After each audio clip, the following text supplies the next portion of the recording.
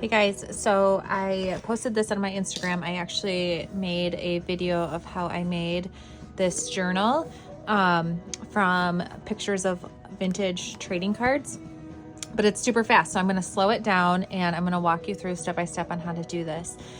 We have a bunch of digital downloads that are available, and these some of the more trading cards are gonna be dropping next week as well. But I wanted to find, so I had made this tassel a couple weeks ago, and there's really cool, it's from a vintage necklace, but there's really cool purples and golds. And so I wanted to try and find a trading card that I can make a similar journal out of, with these colors. And so I just got done sorting through them, and these three are the ones that I pulled out. This one, I wish this was more purpley up here, but her skirt is purple. Otherwise we have this one with the purple flowers and the back. And this is actually a Christmas card, I believe. Yep, a Christmas card. But I liked the purple colors there, but I'm not sure how it's going to photograph and blow up nice. So I'm going to play with these three in making a journal. But I wanted to pull out a couple more because I was going to make a few more, but these are more blue tones. But check this out. It's like embossed around the edges. So I'm going to try and photograph that really well to try and get that to show on the page. And then this one is really cool, but it's landscape. So I'm trying to figure out how to make it work on a journal depending on like what size the cover is. I guess I could always make it like a longer landscape journal as well for like maybe an art journal, but the back is really cool. Check out the back. So I liked the back on that. I mean, even if you did a journal cover with that, I feel like would be really cool, and it's portrait. So we are going to photograph these, and I'm going to digitize them and then print them on some sticker paper, and then I will show you how to do it. So I use my phone, and I have the newest version, the XR Pro or whatever. So it has a really good camera on it. And then we use this light box. So this is kind of our photo station where we take all of our photos. This is a really big light box, but you don't need one that's this big. Otherwise, if you don't want to buy a light box, then you can just try and find a space in your house or outside with natural sunlight to be able to take a photo nicely. So I will take those photos. I have to get off my phone here a second to do that. And then I'll show you what they look like. And then just real quick, so I place the photo down on flat, and then when I position my camera to take the photo, I'm going to position right over and then centered, and then paying attention to make sure there's no glare, and making sure I'm getting a good clear photo of what I'm taking a photo of. Okay, and then so I took the photos on my phone, and then I went ahead and I emailed them to myself so that I could pull them up on my computer. I use Photoshop Elements. There are a lot of different photo editing softwares that you can use. This one you can get on Amazon for a digital download for $100, and you can do pretty much anything you need to do from like an editing perspective. But if you have a free one, all you're really going to be doing is once you pull up your photo that you took, is you're going to be cropping it and making sure that you save it in a higher resolution. So I'm using a 300 resolution. And then I'm just going to crop it so that I don't have any of the edges on my photo, so that when I print it and I do borderless printing, then I know I'm only going to get the photo of the trading card. So then once I have it cropped, then I resave it, and then I'm going to print from here on the size paper, and I'm actually going to use a sticker paper that I want, and I'm going to choose borderless printing so that I can make it all the way to the edge and as big as possible. Depending on the size of your book cover, you can kind of play around with the different sizes. My printer prints papers all the way up to like 18 by 24, but doing a standard 8.5 by 11 is typically fine if your book cover is a standard size book. Okay, so I decided to go with this one, and I printed two because I'm going to do the front and the back the same. Sometimes I do the back different, but for this one I'm going to do it the same. And then I found a book cover that had Venice, so I thought that was cool on the inside, and I'm going to use this as my cover. So what I'm gonna do is, so I'm gonna show you a little bit. So you want your design to kind of hang off the edges. When you wrap this around the book cover, that whatever is here is gonna show on the other side. And sometimes you'll have some white that shows on the other side, but typically I'll just distress it with distress ink. But you wanna kind of make sure that your design kind of lines up, because for this one I wanted to make sure the scripting showed and the majority of the woman showed, so it is a good fit. We have this big bin of books, book covers, so I went out there and specifically chose a cover that will fit this design. But typically book covers with more modern styles are anywhere from 8.5 to 9.5 inches tall and 5.5 to 6.5 inches wide. So keep that in mind when you're doing your design and you're doing your cropping on your stuff. And I am going to turn that radio down a little bit, just a second. Okay, hopefully that's a little bit better.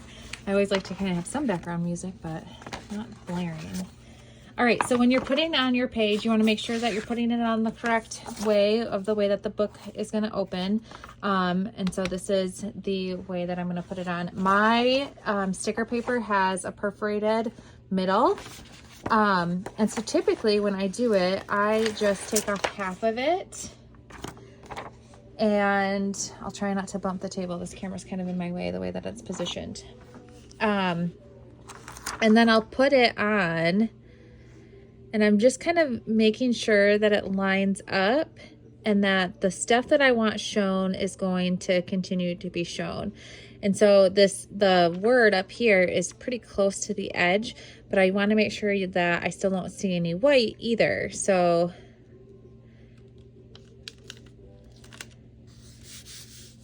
I'm gonna go ahead and put it right there. And then I press down the side that I took off. I was just kind of thinking too, maybe a light box would be helpful because then you can kind of see where the book is lined up underneath, but depends on your design and how much it matters if it isn't centered or whatever. All right, so then I'm going to pull off that other side and I'm going to go ahead and make sure this is all pressed down really good. I kind of go around the edges. You can use a credit card or whatever. I typically have my, there it is. And I'll just make sure there's no bubbles and everything's pressed down good. All right, so then that's what the cover looks like. And now we've got to deal with all the edges. And you'll notice that it's a little crooked. That's okay, because I have it where I want my design. And so you're gonna leave about 1/4 inch on each side because you're gonna fold the sticker over. I don't have a complete 1/4 inch over here. I am gonna make that straight though, so it doesn't look weird when I fold it over.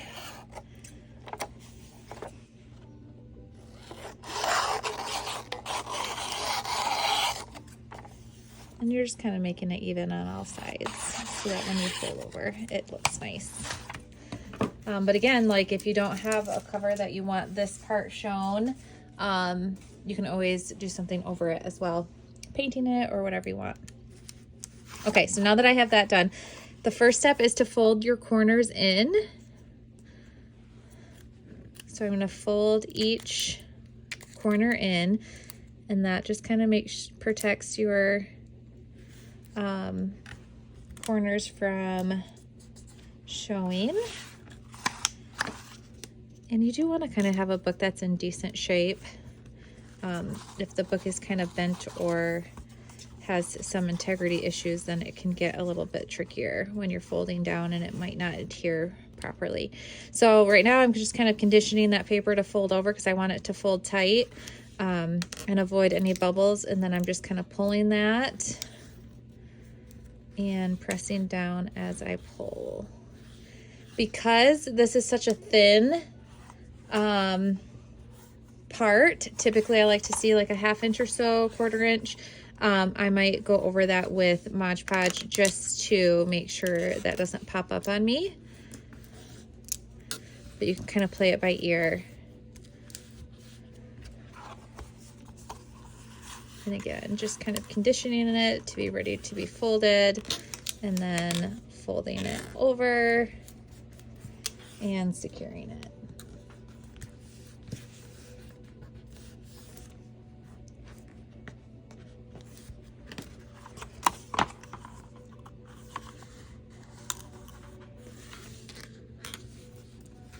This way, it also covers the part of the book that you cut. So it kind of gives a really nice finished look too. Because when you cut a book cover, where did my other cover go? You have kind of that unfinished edge there. And by doing this wrap process, then you're covering that edge automatically. So then that is how it ended up lining up, and it actually looks pretty good. So another thing that you could do for the corners, if you wanted to do a decorative corner, which I might do for this one since it's intricate, and then you'll notice that you have some white from the sticker, and I will show you how I kind of decorate that to make it look a little bit nicer. So I'm going to do the same process on the other cover as well. Okay, so I just finished up my other cover, and you can see that this is popping up on me a little bit, so I am going to go ahead and use some Mod Podge, and then I'm going to, you can see that some of the white showed up on this, so then I'm going to kind of distress those edges so it kind of all blends in really nice.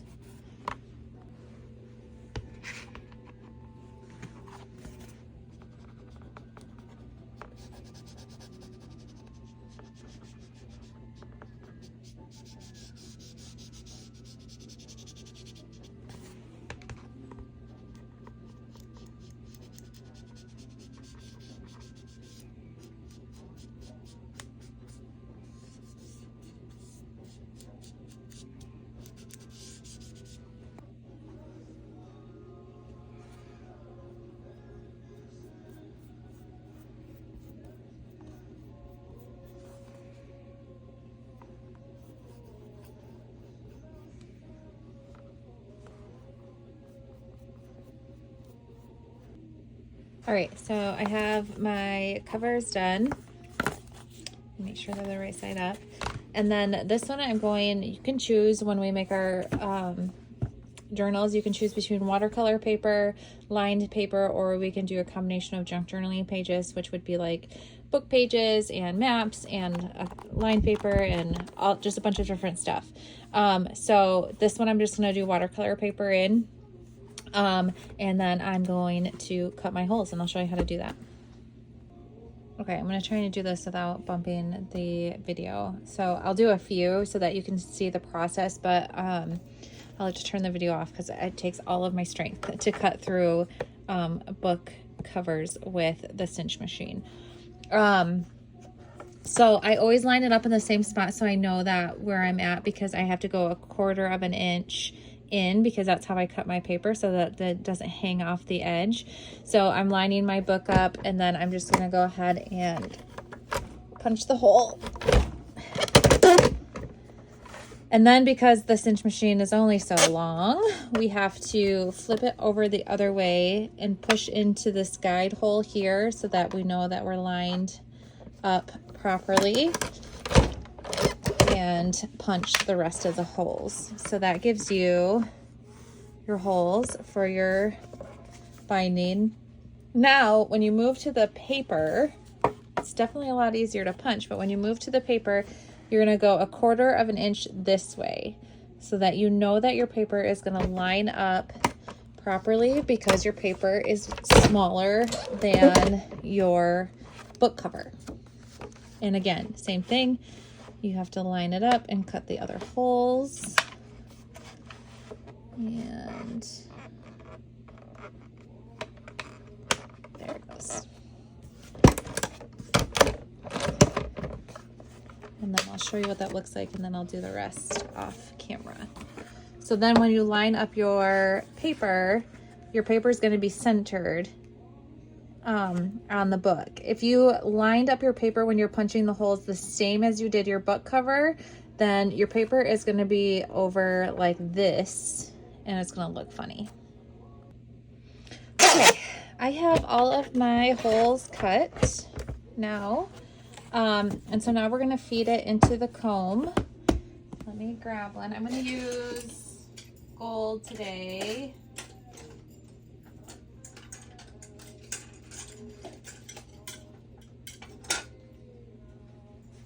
And they're all tangled, so bear with me just one moment.